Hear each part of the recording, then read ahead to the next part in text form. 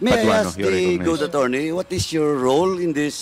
You are not invited, but you are present at today's hearing, and you never take your oath. As Why? legal counsel. What is your presence? Kita mo mga kabayan ha, kung di ba naman isa pa rin tong of mga kabayan tong proof na to, tatanungin pa niya kung ano yung dahilan. Sinabi na nga yung rules, di ba? What's up mga kabayan? Nagbabalik na naman tayo dito sa ating channel na kung saan mga kabayan ay pinag-uusapan natin dito, no? Ang mga katarantaduhan na ginagawa dyan ng tuwad ko mga kabayan.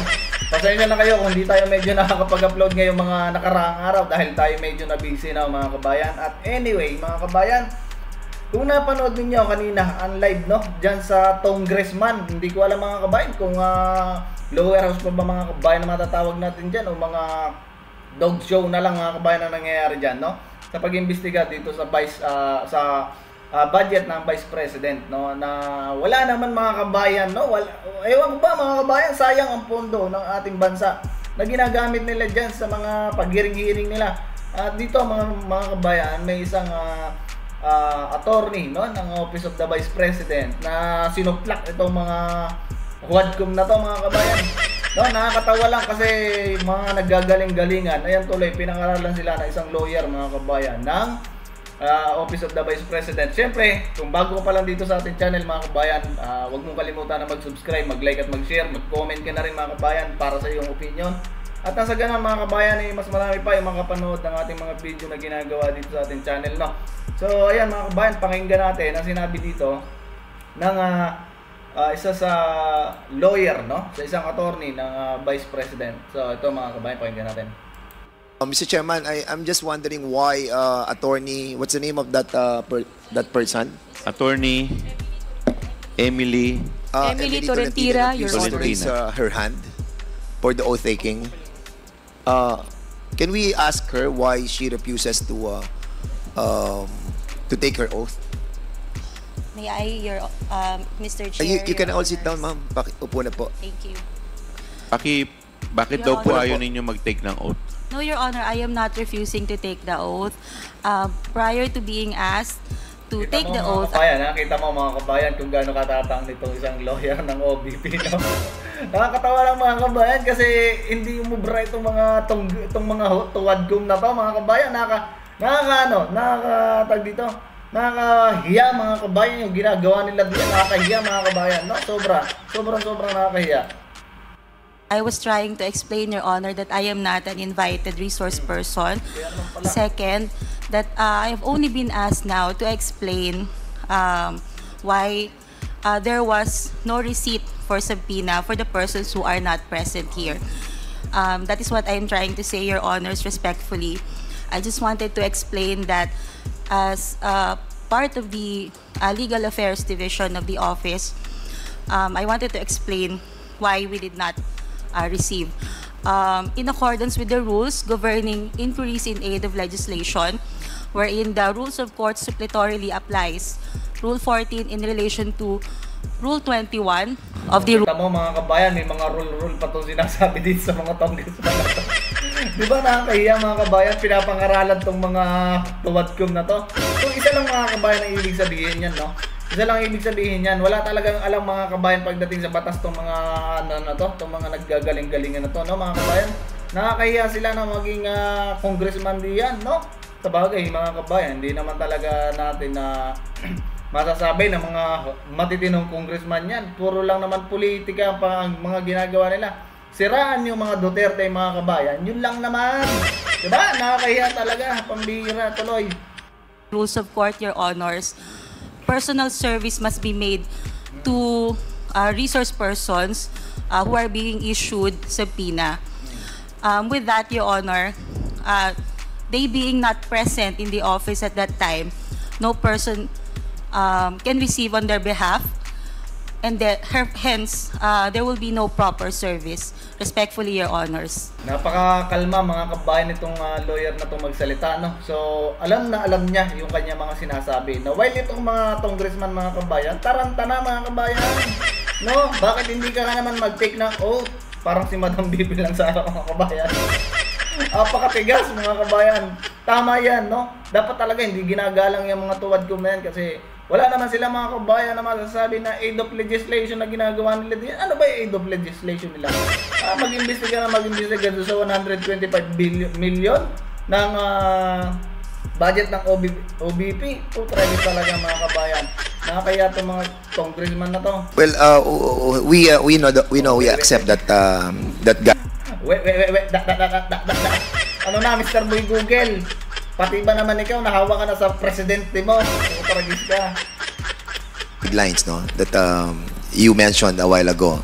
But you all know that this is in aid of legislation. And aid of legislation nila dyan mga kabayan. Ito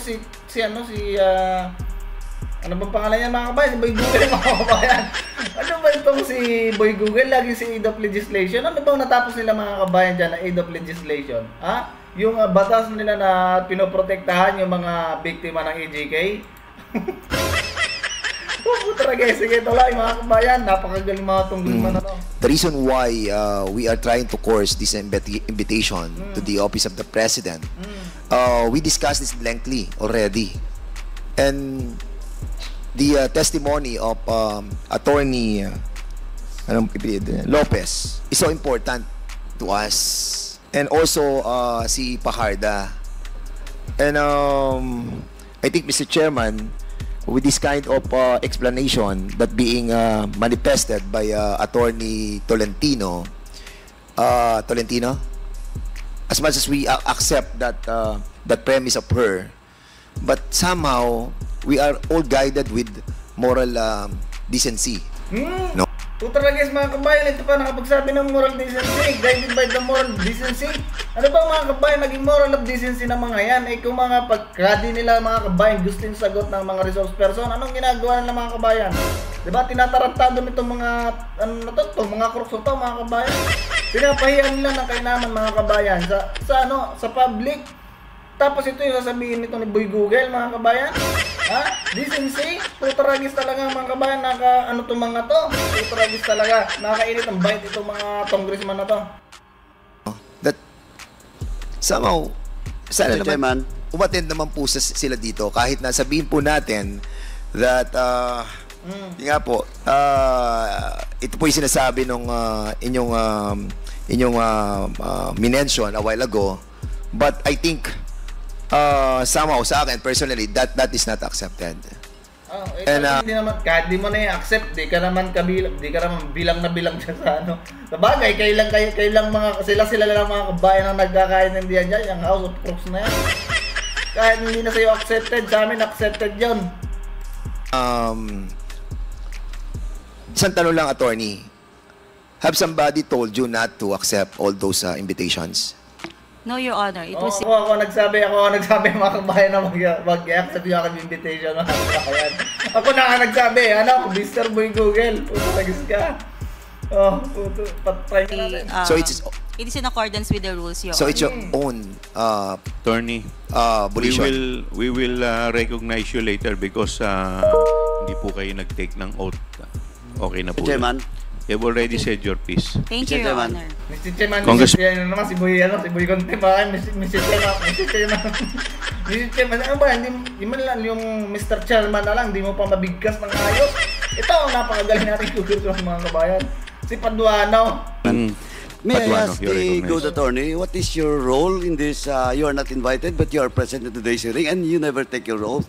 As Why? legal counsel. What is your presence? Kita mo mga kabayan ha, kung di ba naman isa pa rin tong of mga kabayan tong Crooks na to, tatanungin pa niya kung ano yung dahilan. Sinabi na nga yung rules, di ba? Anong taragis na yan mga kabayan, kahina ng kukuti na rin mga congressman na rin.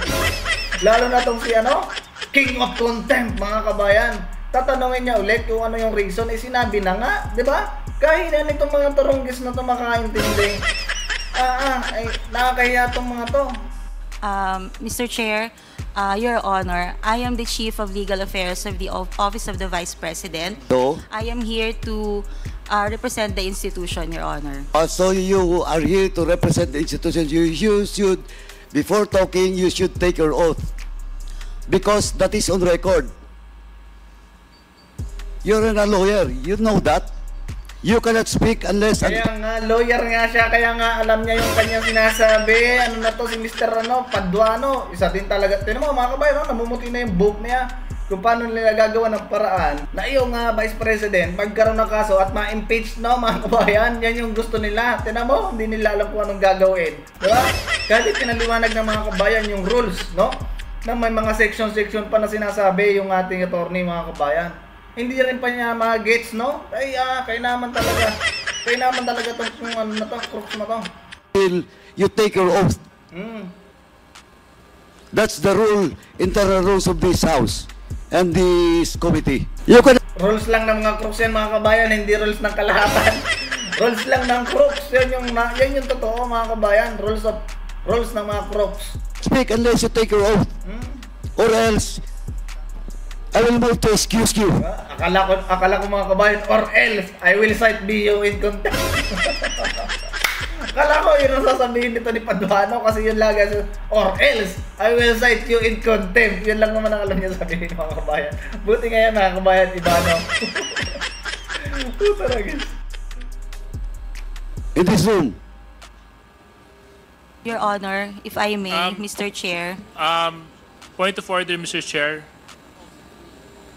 Mr. Chair, What is your point of order? yeah, I take the position of Congressman Paduano. I really don't know why she's here. Has she forwarded any explanation written as to her attendance? Hindi, Mr. Chairman, Mr. Chairman, a while ago, she was trying to tell us that she is the representative of the Office of the Vice President. And if you are the representative of the Vice President, you have this reason to take your oath as well. No, but other than that, Mr. Chair, before we can even proceed to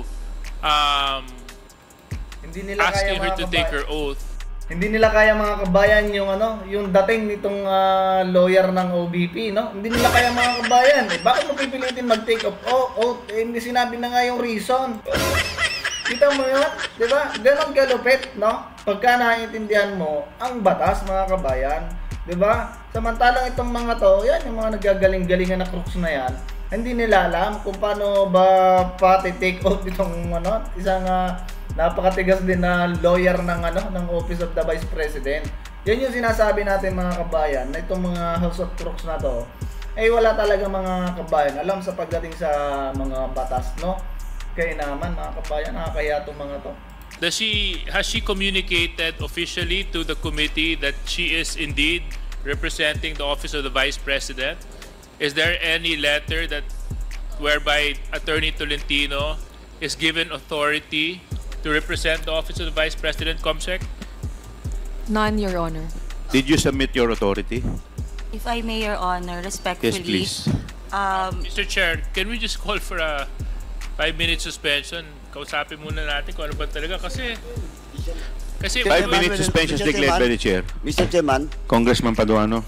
Thank you, Chairman. Anyway, Mr. Chairman, first and foremost, since the good lawyer has no written authority coming from the Vice President, second is that she never take her oath. So, Mr. Chairman, first, I move that we strike out on record all the statement being made by the good attorney. Seconded. There's a motion raised by Congressman Paduano, duly seconded. Is there any objection? Hearing none, the motion is carried. And second, Mr. Chairman, I move that we excuse the good lady attorney in this room and to request the SAA to escort the good attorney outside of this room. So move, Mr. Chairman. Seconded. There's a motion to excuse. Kita mo, mga kabayan? Kita mo, yung itsura na yan ni Paduano? Diba? Palibas, at hindi nila kaya. Ayan, escortan nyo palabas. Hindi nyo kaya, mga kabayan, ang pagdating na isang attorney na to, hindi kaya nitong mga, itong mga naggagaling-galingan na crooks na to, no? Kita mo yung mukha ni Paduano, mga kabayan. Oh, ayan, busangot na. Bad trip, mga kabayan. Hindi nila kayang ipa-take of oath, no? Si attorney, yan, si ang lawyer ng OBP, mga kabayan. But anyway, no, hanggang dito na lang ulit ang ating video at abangan ninyo ang ating sunod na video ang ilalabas, mga kabayan, patungkol dito sa mga retired, no, na officers, no, army, police, mga ganyan, mga kabayan. Abangan ninyo yan, napakarami nung listahan na yon at yun yung ating sunod na pag-uusapan. So ayan, mga kabayan, maraming salamat sa inyong panonood. At magbigay kayo ng inyong opinion dyan sa comment section patungkol sa video na to. Talagang napakatindi mga kabayan ang ginagawa nito mga House of Crooks na to, no? Nakakahiya na mga kabayan. Sobra na ang ginagawa nila. While na yung OBP naman mga kabayan na nagtatrabaho, napatunayan naman niya, nabigyan niya yung mga kailangan para may provide, na hinihingi, yung mga pinoprovide niya na hinihingi ng COA, diba? So ayan mga kabayan, see you sa susunod na video. Maraming salamat mga kabayan. Adios sa inyo lahat at ingat kayo.